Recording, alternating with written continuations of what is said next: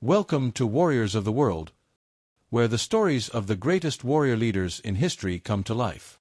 Today, we travel to ancient Macedonia to uncover the life of Alexander the Great, a man who reshaped the world with his vision, his conquests, and his enduring legacy. Alexander was born in 356 BCE in Pella, the capital of the Macedonian kingdom. From a young age, his life was destined for greatness. His father, King Philip II, was a brilliant military strategist, while his mother, Olympias, instilled in him the belief that he had a divine purpose, claiming he was a descendant of Zeus. This belief not only fueled his confidence but also gave him a sense of destiny that guided his every move. Alexander's education was entrusted to Aristotle, the most renowned philosopher of his time. For 3 years, Alexander studied philosophy, science, ethics, and the arts. This education not only shaped him as a leader but also instilled in him a unique ambition, the idea of uniting cultures and spreading Greek civilization. Even as a youth, Alexander displayed exceptional intelligence and unyielding determination. At the age of 16, while his father was away on a military campaign, Alexander proved his leadership skills by quelling a rebellion in a nearby region. He not only restored order but also founded a city to commemorate his victory, Alexandropolis, the first of many that would bear his name. With this foundation, Alexander was prepared to embrace a destiny that would forever change history. In 336 BCE, Alexander's life took a dramatic turn.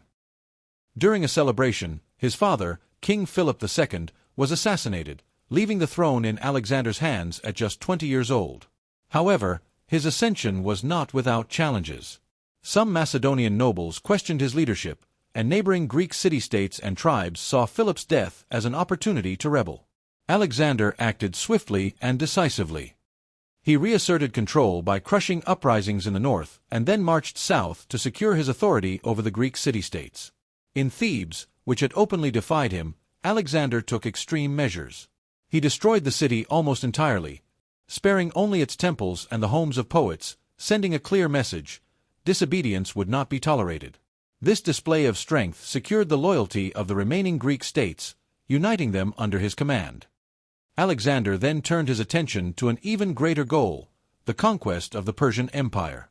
This dream, inherited from his father, became his personal mission. But Alexander's ambition went beyond defeating the Persians. He sought to expand Greek civilization and establish himself as the leader of the known world. With an army of 40,000 men, Alexander prepared to cross the Hellespont and begin a campaign that would mark the start of his legend. At just 21 years old, Alexander the Great crossed the Hellespont in 334 BCE, marking the start of his legendary campaign against the Persian Empire. This crossing was not merely strategic, it was a symbolic act representing the beginning of his conquest of Asia. According to accounts, upon reaching the far shore, Alexander threw a spear into the ground, proclaiming that all of Asia was rightfully his. The first major challenge came at the Granicus River, where a Persian army awaited him. Alexander's generals advised against a frontal attack due to the risk involved, but he dismissed their concerns. Personally leading the charge, Alexander struck with such ferocity that the Persian lines were broken. His tactical brilliance and bravery inspired his troops, who achieved a decisive victory. The Battle of the Granicus was not only a military triumph but also a psychological blow to the Persians. Alexander captured vast amounts of treasure and weapons, but rather than punishing the surviving enemy soldiers, he integrated them into his own army. This strategy of clemency, combined with his adaptability to local customs, was key to consolidating his control over the lands he conquered. After this victory, Alexander advanced into the cities of Asia Minor, liberating several Greek populations from Persian control. In each city, he was welcomed as a hero, bolstering his reputation not only as a conqueror but as a liberator of oppressed Greeks. In 333 BCE, Alexander faced Persian king Darius III in one of the most pivotal battles of his campaign, the Battle of Issus. Confident in his numerical superiority, Darius gathered a massive army to confront the young Macedonian king. However, Alexander demonstrated that strategy and morale were more critical than sheer numbers. In a masterful maneuver, Alexander exploited the narrow terrain of Issus to neutralize the Persian numerical advantage. Leading his cavalry, he launched a ferocious attack on the center of the enemy forces, where Darius was positioned. The intensity of the assault forced the Persian king to flee, abandoning his army and leaving behind his family, who were captured by Alexander. The victory at Issus cemented Alexander's reputation as an invincible leader. Yet, it was his treatment of Darius's family that stood out. Rather than humiliating them, Alexander treated them with respect and honor, earning admiration even from his enemies. This act not only highlighted his military prowess but also his ability to blend strength with diplomacy, solidifying his authority in the conquered lands. With Issus, Alexander secured control over the eastern Mediterranean and paved the way for his march into Egypt and the heart of the Persian Empire. Each victory expanded his empire and reinforced his image as a leader destined to change the course of history. After his victory at the Battle of Issus, Alexander the Great turned his attention to Egypt, a crucial territory within the Persian Empire. In 332 BCE, Alexander marched into the land and met little resistance. The local Persian garrisons surrendered quickly, and the Egyptian people, weary of Persian rule, welcomed him as a liberator. In Egypt, Alexander was crowned pharaoh, merging Egyptian traditions with Hellenistic culture. During his stay, he visited the famous oracle of Ammon at the Siwa oasis. According to tradition, the oracle proclaimed him the son of Zeus Ammon, reinforcing his belief in his divine destiny. This recognition not only solidified his authority in Egypt but also elevated his prestige among his men and the lands he conquered. One of Alexander's greatest achievements in Egypt was the founding of Alexandria, a city that would become a cultural and economic hub of the ancient world. Alexander personally planned the city's layout, ensuring it featured strategic ports, wide streets, and a lighthouse that would later be one of the 7 wonders of the ancient world.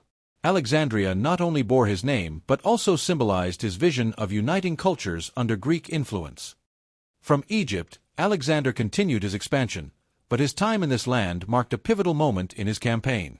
The combination of conquest, diplomacy, and the creation of a new city showcased his unique ability to rule not just as a military leader but as a cultural and political visionary. In 331 BCE, Alexander faced Darius III in one of the most decisive battles of his career, the Battle of Gaugamela. Darius had amassed a massive army in a final effort to stop Alexander once and for all. The Persians deployed war chariots, elephants, and an overwhelming numerical advantage. However, Alexander was prepared for the greatest challenge of his campaign. Before the battle, Alexander took time to study the terrain and train his troops in tactics specifically designed to counter Persian war chariots. His meticulous preparation proved crucial. During the battle, Alexander deployed his famous phalanx formation combined with swift cavalry assaults. Personally leading the charge, he directed a direct assault on the center of the Persian forces, breaking their line and causing chaos among the ranks. Darius, seeing his army crumble, fled the battlefield once again, abandoning his troops. The victory at Gaugamela not only secured the fall of the Persian Empire but also established Alexander as the undisputed ruler of Asia. Following the battle, Alexander marched into Babylon, Susa, and Persepolis, the centers of Persian power. Each city surrendered to him, and while Alexander sought to preserve their wealth and culture, he destroyed Persepolis as a symbolic act to mark the end of Persian dominance. The Battle of Gaugamela demonstrated that Alexander was not only a military commander but a brilliant strategist capable of overcoming seemingly insurmountable odds. With Gaugamela, Alexander reached the pinnacle of his power, becoming the ruler of the largest empire the world had ever seen. With the fall of the Persian Empire after the Battle of Gaugamela, Alexander the Great showed no signs of stopping. His ambition drove him beyond the known limits of the Hellenic world, into the vast territories of Central Asia. His goal was not just to conquer but to consolidate an empire that united cultures and traditions under his leadership. As he marched east, Alexander faced not only enemy armies but also natural challenges like extreme climates and rugged terrain. One of his greatest achievements during this phase was the conquest of Sogdiana, a fiercely resistant region. Here, Alexander employed a combination of military force and diplomacy. Through marital alliances and respect for local customs, he managed to stabilize the region. It was in Sogdiana that Alexander met Roxana, a noblewoman who would become his wife. This marriage symbolized the union of cultures and strengthened his political position in the region. Alexander understood that to maintain a vast and diverse empire, it was essential to integrate the conquered peoples into his vision of a unified world. The founding of cities, many named Alexandria, was another key aspect of his strategy. These cities served not only as administrative hubs but also as centers for spreading Greek culture. From Central Asia, Alexander began to plan his advance into mythical India, convinced that his destiny was to reach the ends of the known world.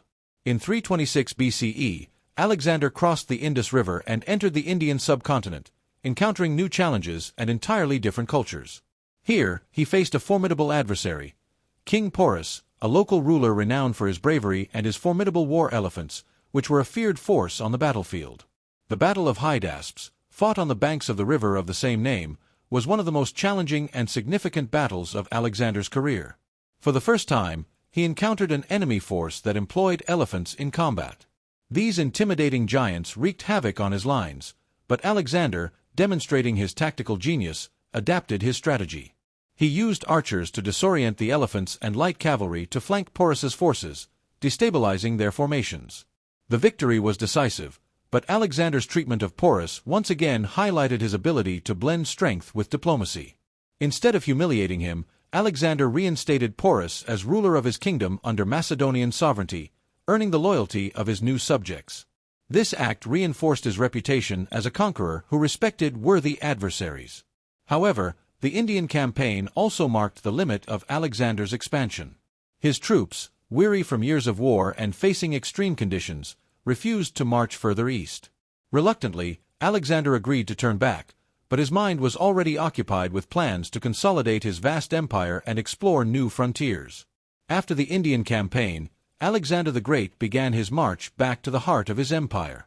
He crossed the harsh Gadrosian Desert, a grueling journey that claimed the lives of thousands of his soldiers. This return tested his leadership and his ability to sustain the morale of a weary army. Alexander understood that to secure his legacy, he needed to return to Babylon, the strategic and symbolic center of his empire. Upon arriving in Babylon in 324 BCE, Alexander faced the challenges of governing a vast and diverse territory. His vision was ambitious, to unify cultures under a single rule by blending Greek and Persian traditions. He orchestrated mass marriages between his soldiers and local women, including his own marriage to Roxana. These unions were not just political alliances but symbols of the cultural integration Alexander believed was essential for the empire's stability. However, this period was marked by internal tensions. Many of his Macedonian generals resented the growing influence of Persian customs at court and questioned Alexander's decisions. Yet his charisma and leadership managed to maintain unity, at least temporarily. Alexander continued working on plans to expand and consolidate his empire, dreaming of new conquests and explorations into Arabia. Despite his ambitions, Alexander's health began to decline.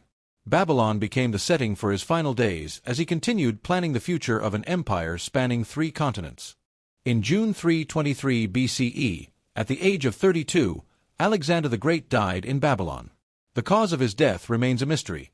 Some suggest typhoid fever, others speculate poisoning or physical exhaustion after years of relentless campaigning. His death left his vast empire without a clear heir, leading to internal conflicts among his generals, known as the Wars of the Diadochi. Although his empire fragmented, Alexander's legacy remains unmatched. His impact on history is unparalleled. He spread Greek culture across Asia and Africa, laying the foundations for what became the Hellenistic period, an era marked by cultural fusion.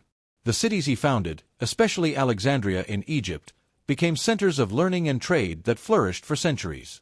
Alexander was not only an unparalleled military strategist but also a visionary who understood the importance of cultural integration.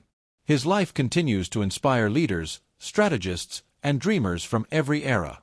He is remembered not just for his conquests but for his ability to think beyond the limits of his time, leaving a legacy that transcends borders and generations. Thank you for joining us on this fascinating journey through the life of Alexander the Great. If you enjoyed this video, don't forget to subscribe to our channel, turn on notifications, and share it with your friends. Let us know in the comments, which of Alexander's achievements do you find most impressive? We'd love to hear your thoughts. Join us in the next episode of Warriors of the World, where we'll explore the life of another legendary leader who left their mark on history. Until the next adventure.